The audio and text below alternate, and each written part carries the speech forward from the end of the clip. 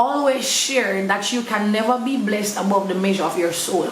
And what this means is that you can never accumulate and ascertain enough wealth that your soul does not have the capacity to keep.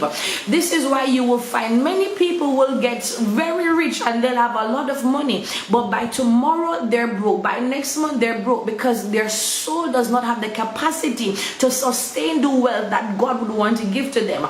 And I'll explain what I mean. No, understand that as a human being, as a man, as a woman, you're tripartite. This means that your body, soul, and spirit. No, your body is putting in the work to make the money. Yes. Your spirit is praying and understands certain things. Your soul, on the other hand, consists of your mind, your will, and your emotions. Now, in order for you to have money, your emotions must be intact. If you're going to ascertain and steward wealth, your emotions must be intact.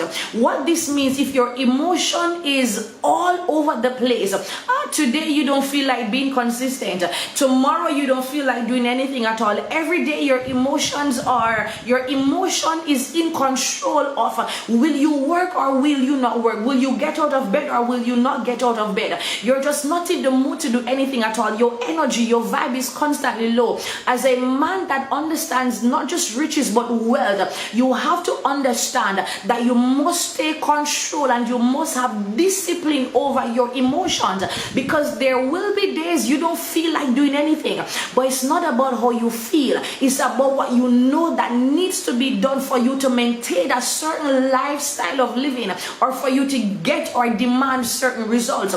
So your emotions must be intact. Your emotion is a dimension of your soul. The second thing is your mind, your thoughts must be intact.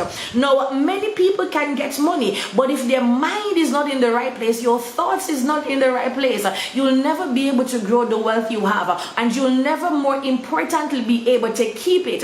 If your perception is not, if your perception does not have the capacity to ascertain and to keep wealth, you'll be rich today and tomorrow you're poor.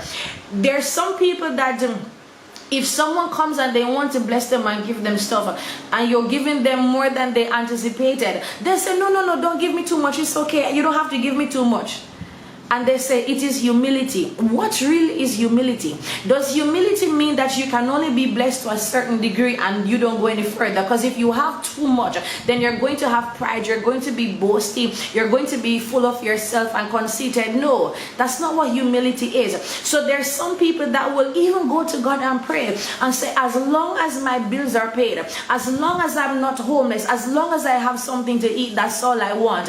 And then you're praying a limited prayer, because your perception is not at the place to facilitate the vast abundance that God has. Do you think that you can go to God and ask God to bless you, and God blesses you, and then you say, okay, God, is okay, you can stop?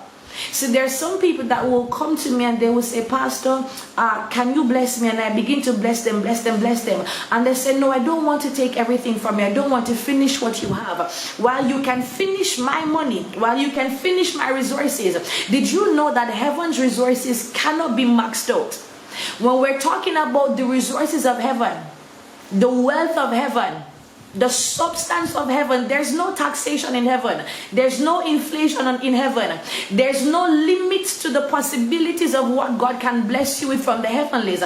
That's why the Bible tells us that the earth is the Lord and the fullness thereof. The Bible says 1,000 cattle on a hill belong to God, which means when you go to God in prayer, you're not going as a beggar or a servant, but you're going as a son of God. Understand that because Jesus has died for you. See, the earth that is the fullness of the earth that belongs to God. When, as your father, when he died, he willed everything in the earth to you. This is why in the book of Genesis, God said to Abraham, God said to Adam rather, he said, I want you to have dominion over all the things of the earth. He gave everything to Adam in the beginning as a son. And so for us not to understand the power and the dimensions of sonship is to go to God in prayer and say, God, I don't want to bother you, but can you help me to pay your bill? That's the wrong approach, and this is why many of us reside in a place called poverty, in a place called lack and not enough. There's no such thing as more than enough. And what Christianity has done to us is Christianity has put us in a place of ignorance, causing us to believe that if every Sunday you go to church, I'll give you guys an example.